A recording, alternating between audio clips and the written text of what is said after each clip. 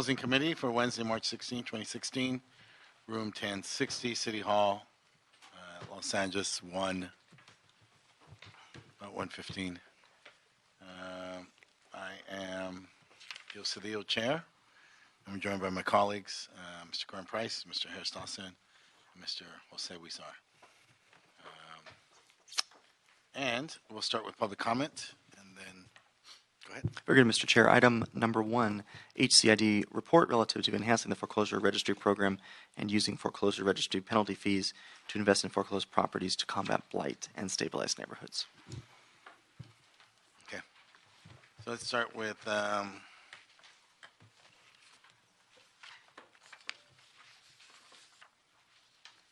public comment.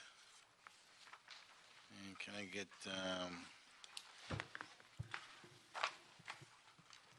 Patricia McAllister?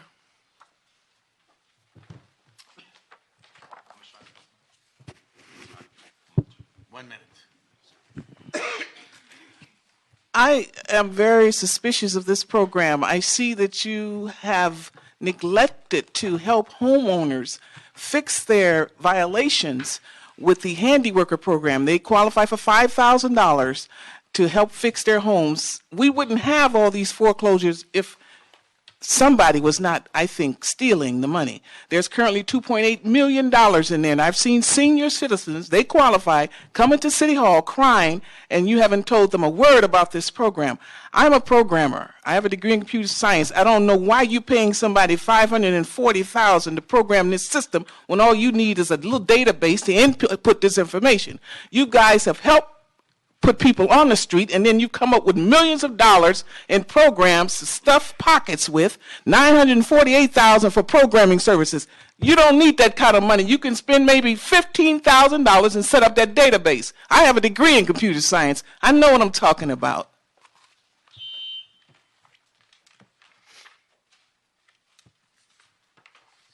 Nikki O'Cook. Yes, come on up, Nikki. Hasmin? Yasmin? Felix? And James Litz.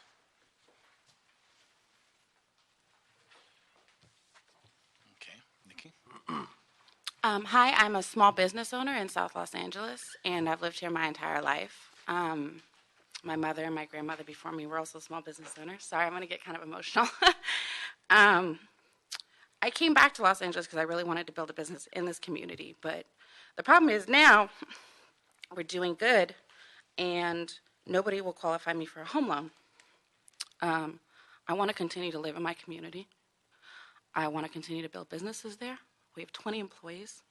I helped one of them buy a house this last year, and the loan officer that helped us do that is the one who brought me here today and told me about this program and said that it might be possible for me to qualify.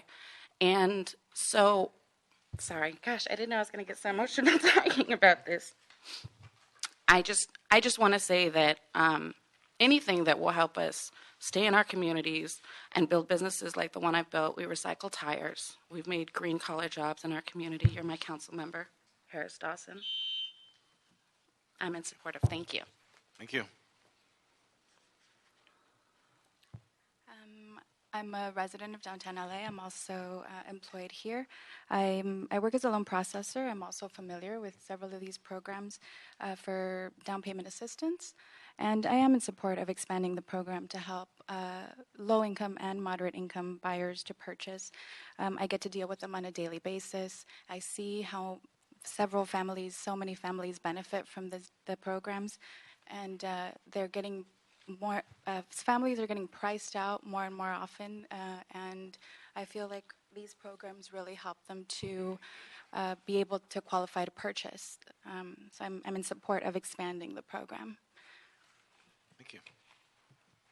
Mr. Litz.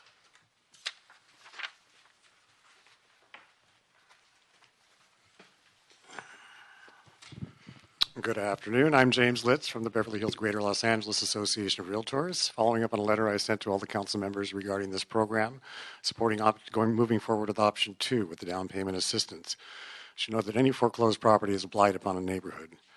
We need to get these back into home ownership. And you have a great opportunity here with the down payment assistance program. And go even further. This woman just brought up a great point. Small business owner, independent contractors, self-employed, all these people that add the artistic and the vibrancy to the city of Los Angeles that we could be helping, that the conventional lenders aren't. We can make a difference in our community here, so I urge you to move forward with option 2. Thank you. Thank you. Lori Gay and Antonio Sanchez.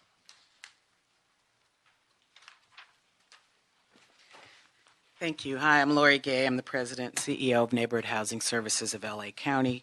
We're the region's largest affordable homeownership provider.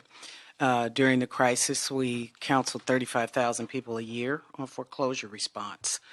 And then we became one of the largest in the country on property response, purchase, rehab, sale. I've sent a letter to Rushmore Cervantes about ways to streamline this process. My observation is I don't believe we need to hire as many staff potentially or spend as much money. We're a community development bank. We're happy to raise money with the city, for the city, through the city, whatever way is necessary. But we see families going into default again. And we've gone from a scenario where short sales were the leading sale in the marketplace to now people have equity, and so the predators are back to suck that equity out by not allowing modifications. So we're here to help. We can do whatever's needed. We appreciate the time. Thank you. Look forward to it. Antonio, señor. My name is Antonio Sanchez. I live in the city of LA, Council District 14. I'm both a real estate broker and a loan officer, and I'm here to advocate for option number 2. The challenge that we face as a real estate broker is lack of inventory, but what that's doing is increasing prices. And if we can go with option number 2, it levels the playing field for more folks to qualify at their higher price levels. That is the reality today in the marketplace. And I'm talking about helping people in Highland Park, El Sereno, Lincoln Heights, Boyle Heights, Crenshaw, throughout the city. So it's important for us to look at that. At the end of the day, we're helping teachers, nurses, public officials. Again, option number 2. Thank you. Thank you. Mr.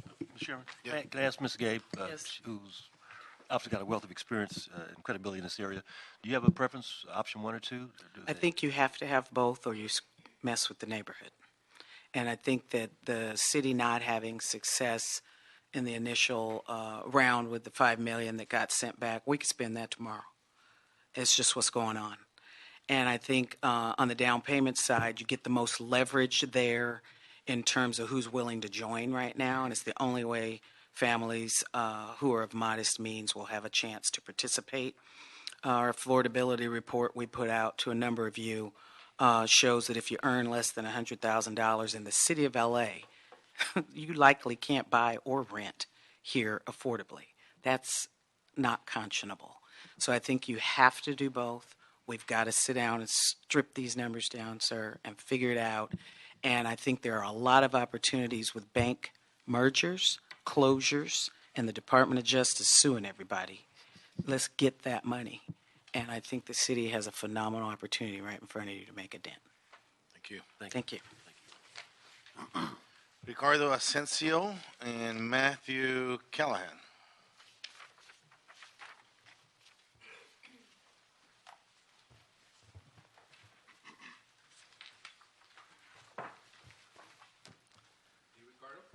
I am. May 1st, hey, happy Wednesday, everybody.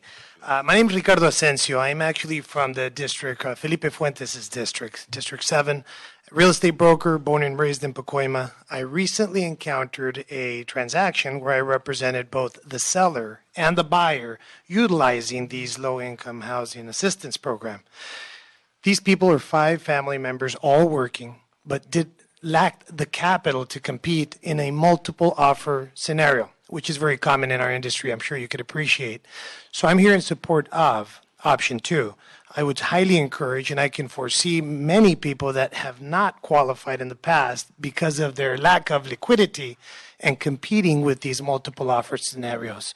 So as a real estate broker, a local homeowner, and a business owner for the last 19 years, there in Pacoima, I highly encourage you to take another look at this and give it its blessing. Thank you. Thank you. Hello, my name is Matthew Callahan. I'm with Los Angeles Partners in Homeownership. We're a nonprofit organization that focuses on expanding homeownership opportunities for low-income families in Los Angeles. And we're here today also in support of option number 2 in the current proposal, which would expand down payment assistance to include moderate-income buyers who are increasingly finding it difficult to compete in the city's high-cost and very hot real estate market. So thank you very much, and we look forward to your support on this initiative. Okay. Angelina Jimenez.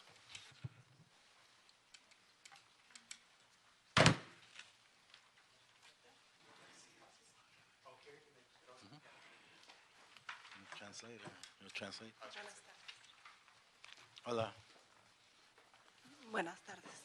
Good afternoon. Mi nombre es Angelina Jiménez, miembro de ACE. My name is Angelina Jimenez, member of ACE. Y solamente venimos a recordar que la ley que pasaron, que la ciudad pasó una ley, gracias al señor Garcetti, que es una multa que les ponen a los bancos por dejar casas abandonadas. Perdón. So she said originally, just going back, the whole idea of why we're here is because we had passed a law originally with then Councilmember Garcetti. I added the council members here have helped to hold the banks accountable for the cost to the city of the vacant foreclosed houses. Solamente les vengo a pedir de favor que ese dinero también se recuerden que a ver si puede ir parte de ese dinero a organizaciones no lucrativas que ayudan a que la gente no pierda sus casas. And so we also wanted to highlight the importance of some of the money that's being generated through this policy to go to nonprofit organizations that work with people that are trying to save their homes. Solamente a eso vine y disculpe, señor Cedillo, sé que al final nosotros vinimos a su oficina, no se me olvida, vinimos y usted también nos apoyó y muchas gracias por eso. Y solamente eso quiero que recuerden, por favor. Ayuda, pero a las personas que están perdiendo sus casas. Hay organizaciones que ayudan mucho a esas personas, así como hicimos la ley. Porque yo me cuento. Okay, so I just wanted to make that point. That's very important. I also wanted to thank the council member who met with us, while this policy was getting developed and obviously supported it. So thank you very much for the support, and just wanted to remind about the issue of the continuing foreclosure crisis and folks who are still struggling to keep their homes. Muchas gracias. Thank you. Thank you. Thank you. Okay. Going into closed session. The committee will now go into closed session to meet with its legal counsel regarding potential litigation. Under Government Code 54956.9 sub D2 and sub E5, the public is excluded from this meeting.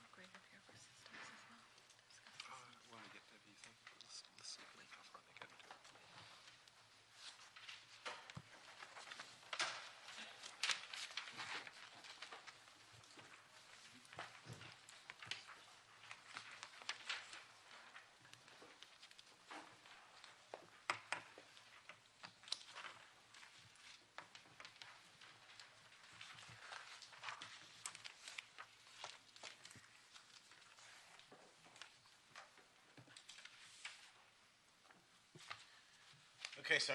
Let's go into open session.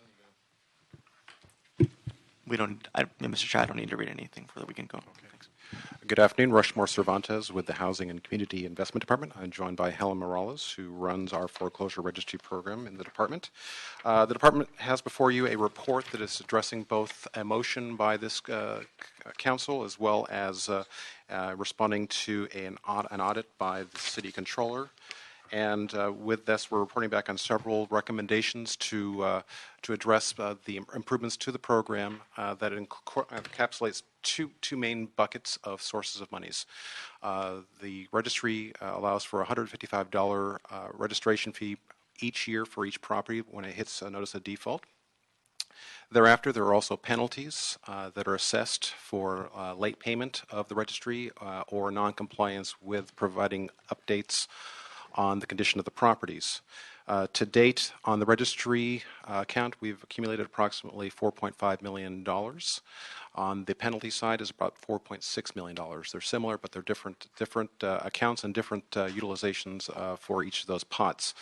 Under the penalty account, that is essentially general fund dollars. We can utilize those dollars however we want, and we have a series of recommendations that we'll go over in a few moments.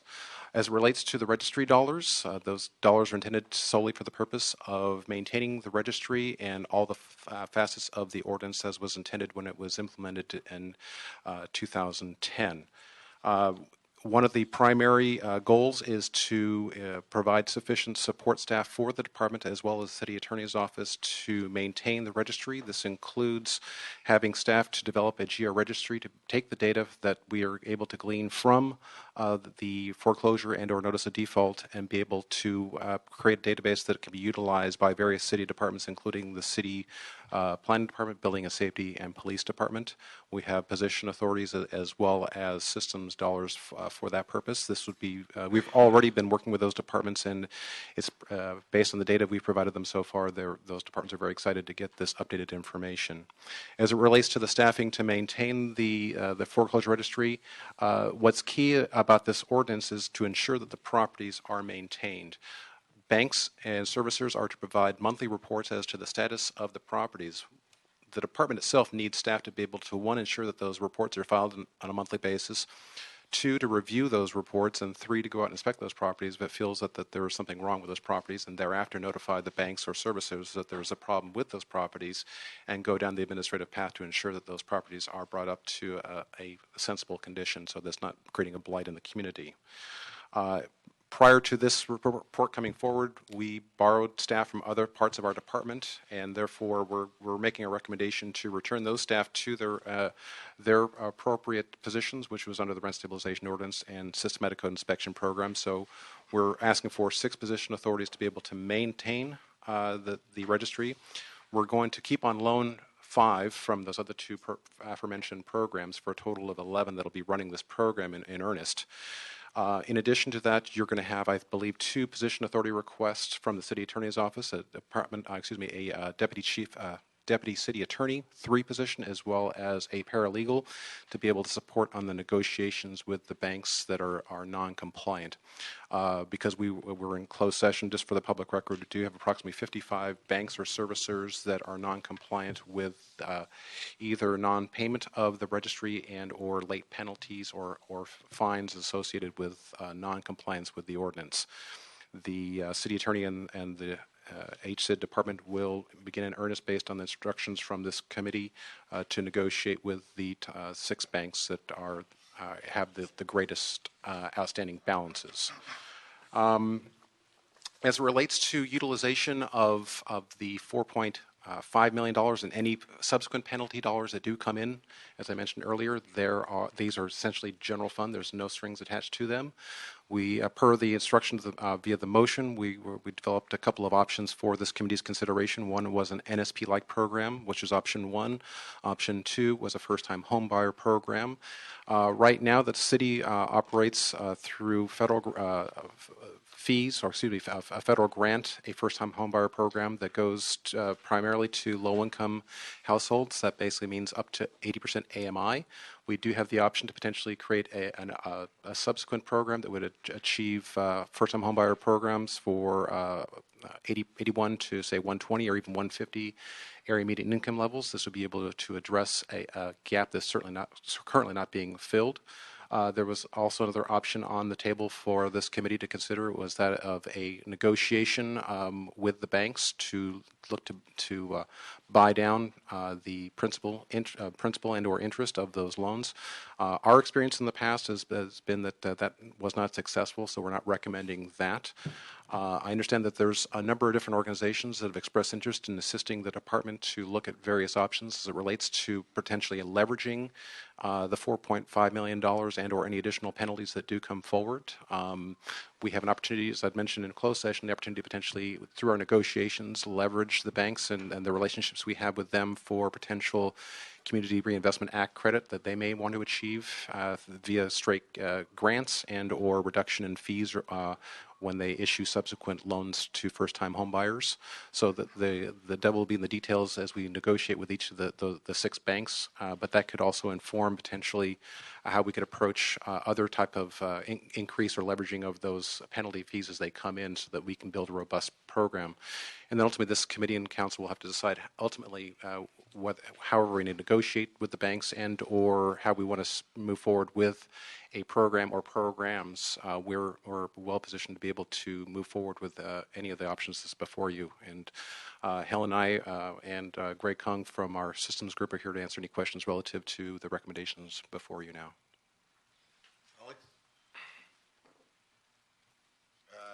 I do have one interest. You talked about trying to create a robust program, and I want to know what we're doing. San Francisco has its own mortgage assistance loan program. We'd like to see what we're doing with others who have money, other endowments, other groups that are focused in this area, other groups that do philanthropy that would partner with us so that we get a series of pots, not just one pot, but 2, 3, 4 pots. Certainly. We'll take a look at that. Scale. We can report back, Councilman, on various options to be able to leverage not only just the banks we negotiate with, but other philanthropic organizations that may be able to assist us here.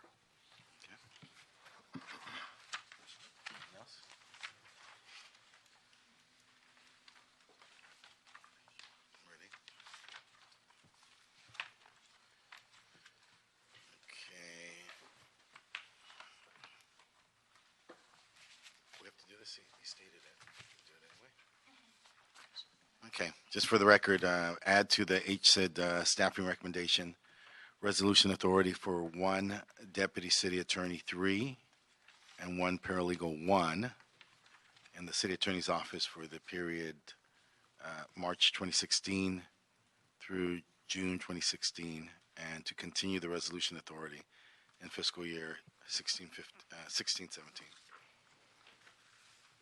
Read these recommendations.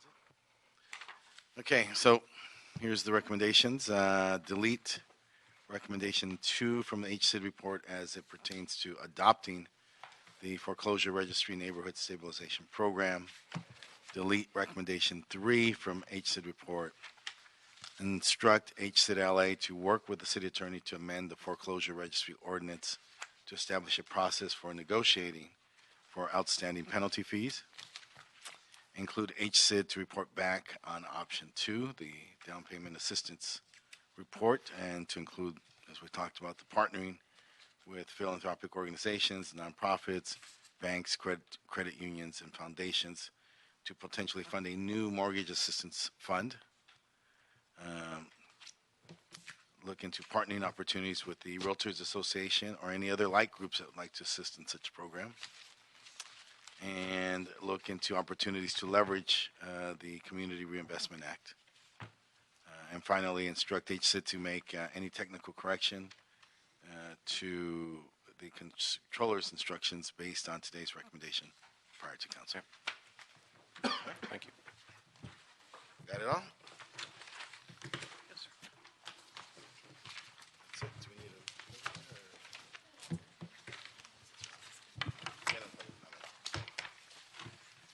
Okay. It's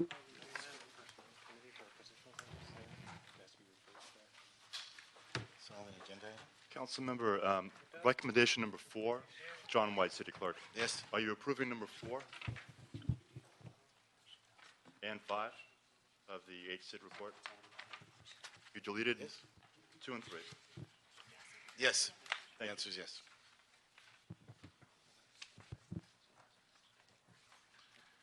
Okay. Is that it? Is that our agenda? That's it. Okay. That's our agenda. Thank you, everybody. We do have one final comment of public comment. Thank you. Thank you, sir. During my college years, I was a clerk typist. I'm looking right here. This is insane, and I will publish this all over the web. You're going to give a clerk typist $84,000? You must be crazy. And a senior clerk typist $103,000? This entire committee is off the chart. I was a clerk typist. If I was bringing home $15 an hour, you're going to give a clerk typist $84,000? You better look at this darn budget and see what this. Cervantes is the same man that HUD put us on probation. He didn't spend that $77 million on affordable housing. You need to fire Cervantes. 84. Wait till I get to the web. All of you going to look like clowns. You better do your job. When we elect you, if you're not educated, you're supposed to educate yourself. I'm a teacher. I'm going to talk to you as a teacher now. You're supposed to learn your job. You're not doing your job. Did you read this? Let the media get a hold of this. A clerk typist. Now, they're bringing them in from inside. That means it's all hooked up. You're going to promote the girl you're sleeping with and give her $84,000 a year for typing something. I type 150 words a minute. Give me $84,000 to type it in. This is insane. Do your job. Learn your job. Read these reports that these crooks are bringing into you because they're going to get you fired. Meeting's adjourned.